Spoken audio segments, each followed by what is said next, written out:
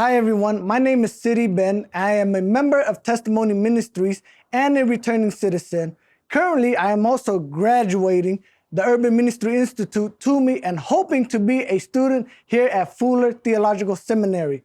Before, I used to be heavily involved in a gang.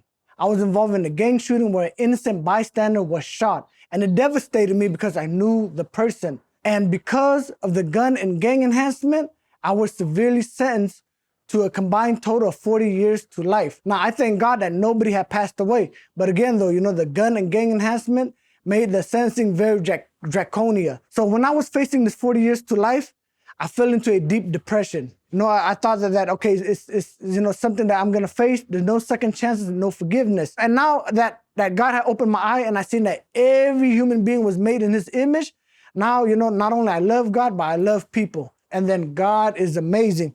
By the grace of God, a new law had passed in 2019. I was sent back for resentencing based on a new law. Now, initially, I went back to get a 6 years reduction. The same sentencing judge that sentenced me to 40 years to life was the same judge that is presiding over this process. He was so impressed by my transformation that he struck off 25 to life, left 15 to life. I've been down 15 years. So now I have the opportunity to go back to prison, go before the parole board, which I did. They had not only seen that I was found suitable for society, but they see that I will be a productive member to society. They all said the same thing. They all said that those who are sentenced to a lengthy time, they would change for the worse. God opened my eye. I was remorseful for what I did. I wanted to make amends and started, giving back to the community.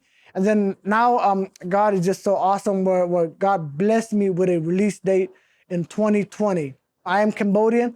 My parents and I were from Cambodia. In fact, I was born in a Cambodian refugee camp in Thailand. So I never set foot in Cambodia. On the day of my release, instead of just like every regular citizen, who got released that day, I was placed in a separate jail cell.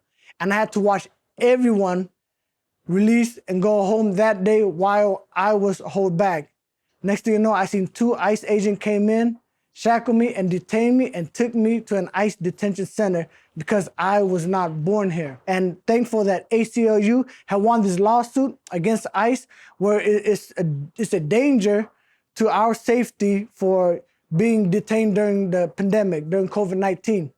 So I was released in 2020. And this is where advocacy is so important because I was in this amazing community with Testimony Ministry and with my home church, Renewed Church LA.